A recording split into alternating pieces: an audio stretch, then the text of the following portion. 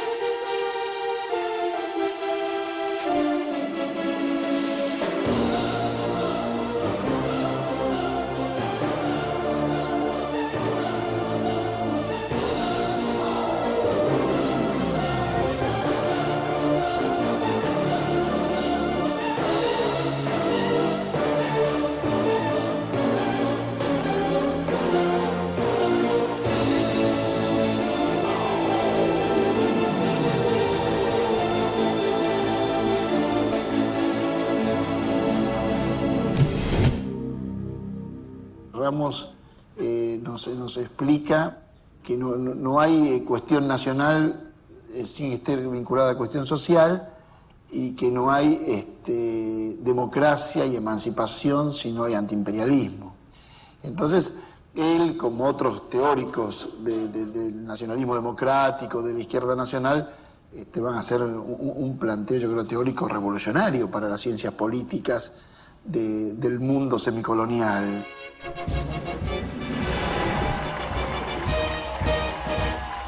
Hasta que se inició la guerra por la independencia americana, el interés británico en las colonias españolas era puramente comercial. Se las necesitaba como mercados, en modo alguno como territorios a conquistar. La guerra latinoamericana de independencia puso en movimiento al gabinete inglés. En cada lugar en donde los criollos tomaban el poder, se abrían las puertas al cónsul inglés y a los comerciantes de ese origen. Es a partir de los sucesivos triunfos revolucionarios que los agentes británicos obtienen franquicias exclusivas para sus manufacturas, que de esa manera empiezan a inundar el continente. Es difícil entenderlo hoy, tiempos de hegemonía única, pero en aquel entonces los yanquis se indignaban con esta nueva situación que privilegiaba de tal modo a los comerciantes ingleses por sobre sus competidores. Después de las frustradas invasiones inglesas al Río de la Plata, el gobierno inglés abandonó cualquier intención de conquista territorial e hizo girar toda su política alrededor de una irrestricta libertad comercial. El virreinato del Río de la Plata estaba dividido en 8 intendencias, según el modelo francés adoptado por los Borbones españoles. Además de la de Buenos Aires, que incluía la banda oriental, se contaban las intendencias del Paraguay, La Plata, o sea Charcas, luego Chuquisaca, Cochabamba, La Paz, Potosí, Córdoba y Salta. Además, había lugares, como Montevideo y Las Misiones, que eran administrados bajo la forma de gobernaciones militares por tratarse de zonas de frontera delicadas por las complicadas relaciones con los portugueses. Todo ese inmenso territorio tenía como capital a Buenos Aires. La que era la única ciudad marítima del virreinato fue también su cabeza política, militar y rentística. De todas las juntas establecidas al estallar la revolución hispano-criolla, la de Buenos Aires era una de las pocas que contaba con recursos suficientes para afrontar los gastos de la guerra en forma inmediata. Toda la historia argentina posterior se basa en el intento de imponer esa hegemonía y en la lucha de las provincias por rechazarla. Las guerras civiles se fundan en esa pretensión de la ciudad de Buenos Aires, sea con Rivadavia y Mitre o con Rosas, en fundar los límites de la nueva nación de acuerdo a lo que era el territorio del antiguo virreinato y de repartir la renta aduanera con los miembros del nuevo conjunto. Cuando la revolución hispanoamericana se propagaba por el continente, brotó desde el fondo de las regiones fronterizas con el Brasil un hombre singular que durante una década ejercerá una enorme influencia sobre todo el actual territorio argentino. Ese hombre era José Gervasio Artigas. Acordate de José Artigas y endulzate la boca cuando lo digas.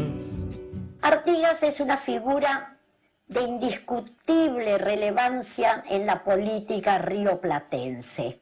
Él quería la independencia, constitución y federalismo. La acción militar y política de Artigas se concentró en apenas 10 años. Inicia su lucha contra los españoles, y los gauchos, hacendados e indios que lo siguen lo proclaman jefe de los orientales. Cuando los portugueses invaden la banda oriental, Artigas, ya vencedor de los españoles, se vuelve contra ellos.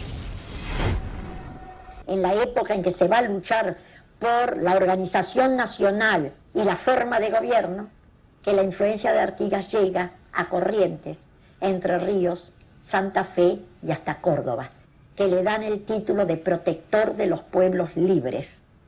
¿Libres de qué? De la influencia absorbente de Buenos Aires. Al no aceptar la hegemonía de Buenos Aires y al levantar semejante programa, Artigas no podía dejar de sufrir la agresión de los intereses porteños y extranjeros, que a esta altura eran más o menos lo mismo. Derrotado en Tacuarembó por los veteranos portugueses de las guerras napoleónicas, perfectamente armados y con una abrumadora superioridad material, Artigas se repliega hacia Entre Ríos. Allí lo espera Francisco Ramírez, uno de sus oficiales, para traicionarlo. Sobornado por el dinero de Buenos Aires, le aplicará el golpe final. La razón de esta traición es que, perdido el puerto de Montevideo con la invasión portuguesa y descalabrado el sistema federal de pueblos asociados al artiguismo, el litoral se ve obligado a pactar con el puerto de Buenos Aires.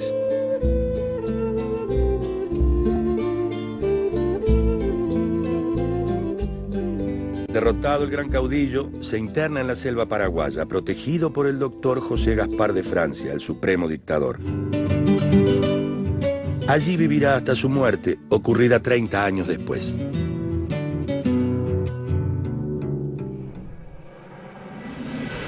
El Tratado de Tordesillas estableció la línea jurídica del abismo que habría de separar al futuro Brasil de sus vecinos hispanoamericanos.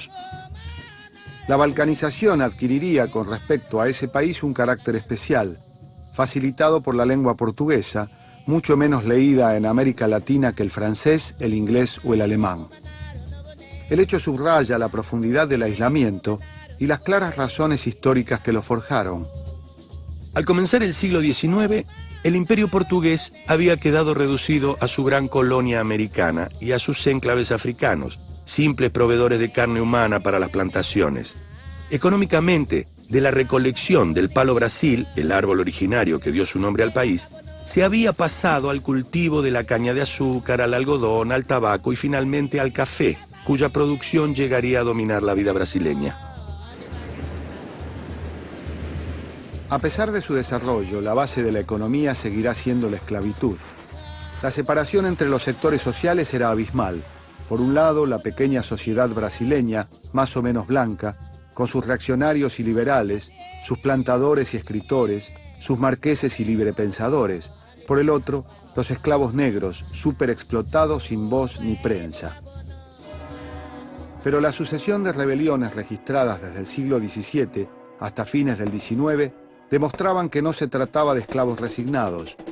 La República de los Palmares, que levantaron los fugados de las plantaciones, la Inconfidencia Bahiana, con su mezcla de libertad política e igualdad económica, la Balayada en la provincia de Marañón, las revoluciones de los Cabanos y de los Farrapos, la Sabinada en Bahía, la Revolución Praiera, con su bandera de nacionalización del comercio portugués minorista, la rebelión de Canudos, que lideró Antonio Conselheiro y que llevó a la literatura a Euclides da Cunha en su novela Los Sertones. Pero en Río de Janeiro, donde se instala la despavorida corte de Lisboa, el espectáculo no es justamente desagradable. La cautivante bahía y el despilfarro de los señores portugueses en su dorado exilio del trópico alejan cualquier mal pensamiento. Por lo demás, hasta Río ha llegado la flota y el apoyo del gran amigo inglés. Los Braganza firman en 1810 un tratado que otorga importantes concesiones comerciales a Londres. Ya en la época de las invasiones inglesas, la corte de Río había creído llegado el momento de apoderarse de la banda oriental. Pero un puñado de orientales emigrados volvió a su tierra y levantó al pueblo de la campaña contra el invasor. A la cabeza estaban Juan Antonio Lavalleja y sus 32 camaradas.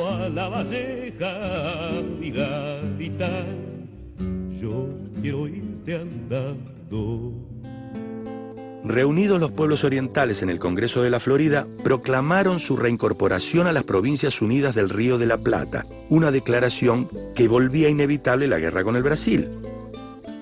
La escena política porteña estaba dominada por el partido de Bernardino Rivadavia, ese personaje tan servil con las potencias extranjeras, tan despótico con los gauchos.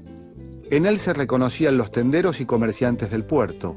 Su política buscaba la creación de una factoría propia, indiferente a las provincias interiores y absorto ante el espectáculo de Europa. Rivadavia, Sarmiento, el puerto, y la civilización eran la línea histórica de la izquierda argentina, y entonces a nosotros eso nos generaba una tensión desordenada, una ambigüedad que costaba resolver, que era cómo se podía hacer en la Argentina nacional, popular, federal y de izquierda. La presión de las provincias y de la campaña bonaerense fue irresistible, y el gobernador Las Heras se vio empujado a declararle la guerra al Brasil. Las tropas argentinas derrotaron de manera aplastante a las fuerzas imperiales en Ituzaingó. El proceso de construcción de la integración tiene que pasar por etapas o por escalones. Desde el lugar que estamos nosotros, la herramienta esencial de integración es el desarrollo, fortalecimiento, profundización y consecuente expansión del Mercosur. El Mercosur es la herramienta estratégica de integración y el Mercosur se basa a su vez dentro de él en una alianza estratégica entre Brasil y Argentina, entre Argentina y Brasil, que en esa alianza, que es producto de los últimos 20 años de democracia, esa alianza que termina con una rivalidad y una competencia entre Brasil y Argentina, entre Argentina y Brasil, que venía de la época del Imperio portugués. Manuel José García fue el hombre enviado por Rivadavia a Río de Janeiro para discutir los detalles de la paz y la devolución de la banda oriental. Rivadavia manifestaba así su voluntad de desprenderse de la banda oriental para concentrarse en la explotación de su propio puerto. La coincidencia con el interés británico era plena. No querían que un solo país como Brasil controlara todos los puertos del Atlántico Sur, porque ellos pensaban que Buenos Aires era no el último puerto del Atlántico Sur, sino un puerto ribereño metido hacia el Paraná, no Atlántico puro. El emperador Pedro I se negó a firmar cualquier acuerdo que oficializara la pérdida de la banda oriental o provincia cisplatina, como la habían bautizado los brasileños. Y, contra todo lo previsible, el representante de los intereses angloporteños cedió ante los representantes del emperador. Terminó firmando un tratado que, rebelándose contra las instrucciones de su gobierno, aceptaba que la banda oriental continuara en manos del imperio. ¿Por qué hizo García semejante cosa que le permitía al Brasil mantener lo que había perdido militarmente en Ituzaingó? Según explicó el propio García, había que entregarle al Brasil el suelo natal de Artigas para dedicarse a meter en caja a las provincias rebeldes. El país entero se levantó contra ese tratado y contra el bandido de García. Ante la ola de repudio generalizado, Rivadavia desvió el objetivo de la indignación popular hacia su representante, buscando salvarse él y a su gobierno. El mandatario publicó desde la imprenta oficial unos carteles supuestamente anónimos que decían: Buenos Aires y Banda Oriental, García os ha traicionado, los ingleses quieren tener una parte del botín, si no abrimos los ojos, volveremos a los tiempos de Bereford. El repentino ataque de antiimperialismo no le había alcanzado a Rivadavia para salvar su cabeza. Se vio obligado a renunciar, al mismo tiempo detestado por los argentinos y los británicos. Su reemplazante fue el coronel Manuel Dorrego, quien se convirtió en un problema para Londres. Era un patriota educado en la Escuela de las Guerras de la Independencia, junto a San Martín y Bolívar. Dorrego se puso como objetivo la reincorporación de la Banda Oriental a las Provincias Unidas. El gabinete británico acariciaba desde mucho tiempo atrás el proyecto de crear un Gibraltar en la Banda Oriental. No solamente era el estado tapón de la cuenca, sino que era el control del Atlántico Sur. Abrumado por la presión británica y el lobby del sector rivadaviano, Dorrego se vio obligado a firmar la paz y a consentir la creación de un estado oriental independiente. Las tropas que retornaban del Brasil al mando del porteño general Juan Lavalle dieron un golpe de estado y fusilaron al coronel Dorrego.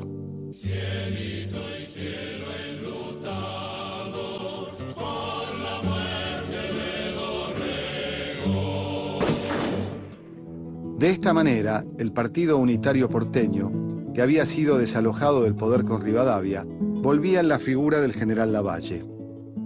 Irreflexivo y fanfarrón, en sus ingenuos arranques Lavalle era capaz de reducir a sus aspectos esenciales la verdadera naturaleza de la política unitaria de Buenos Aires, lo que, en un sentido, atemorizaba a sus verdaderos inspiradores políticos.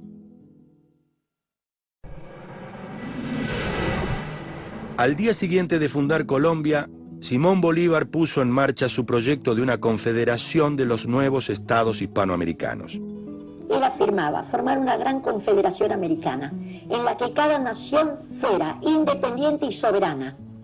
Ese tratado de unión, confederación, ayuda, era para defenderse de los intereses hegemónicos europeos. Por eso designó a don Joaquín Mosquera como ministro plenipotenciario ante los gobiernos del sur, para que gestionara ante cada nación el envío de representantes a un congreso que se realizaría en Panamá. Ya abandonada la idea de construir un gran imperio hispano-criollo, Bolívar pretendía, cuanto menos, reunir a las partes de aquel sueño total. Mosquera llega a Perú, va a tratar con Monteagudo, ministro de San Martín. San Martín era protector del Perú. Y entonces, el 6 de julio de 1822, firman este tratado de paz y unión. Mosquera se dirige luego a Chile y firma con Bernardo Higgins también el tratado de paz, unión, amistad. Por el mismo se comprometían a que los nativos de cada nación serían considerados ciudadanos de ambas y podrían ejercer todos los cargos legislativos y ejecutivos, con la sola excepción de la primera magistratura. Mosquera no tuvo la misma suerte en Buenos Aires, su siguiente destino. El gobierno rivadaviano lo recibió con una indiferencia glacial. En realidad, ¿qué otra cosa podía esperar un embajador de la lejana Colombia cuando los representantes de las provincias argentinas eran considerados en Buenos Aires como miembros del cuerpo diplomático extranjero? ¿Qué posibilidad podía encontrar aquí el sueño de la unidad hispanoamericana cuando la Gaceta, el órgano oficial del gobierno, aplaudía la muerte del caudillo salteño, don Martín Miguel de Güemes? Fuimos los únicos que no ratificamos plenamente lo que habían hecho Chile y lo que había hecho Bernardo de Monteagudo en el Perú. Un par de años después, en 1826, cuando ya se había proclamado presidente por un golpe de Estado parlamentario, Rivadavia encontró una razón para así mandar un representante al Congreso que aún estaba por concretarse. Se había enterado que Gran Bretaña enviaría a un observador. El ministro de Relaciones Exteriores de México era por entonces don Lucas Alamán, un partidario de la unidad hispanoamericana. Con la idea de establecer una unión aduanera latinoamericana que excluyera a los Estados Unidos, Alamán firmó en octubre del 23 un tratado de amistad, liga y confederación perpetua con Colombia y resolvió favorablemente su asistencia al Congreso de Panamá.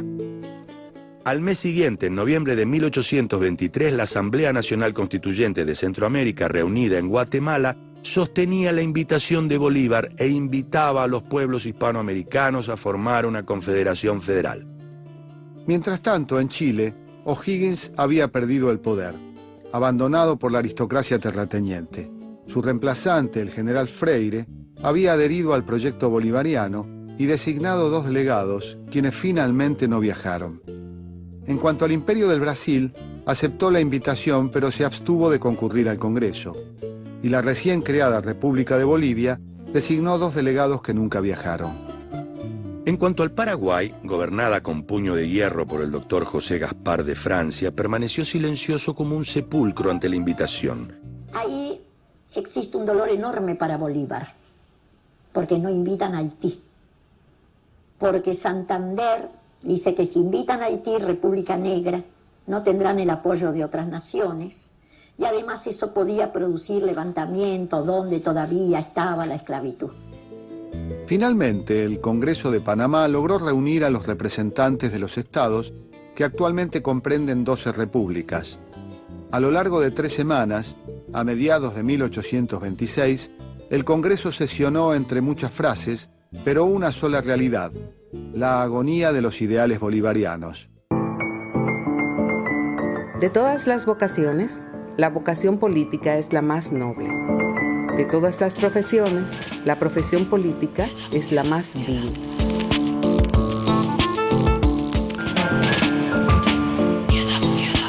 Para comunicarse con la producción de Diálogo Integral, escríbanos a la dirección que aparece en pantalla.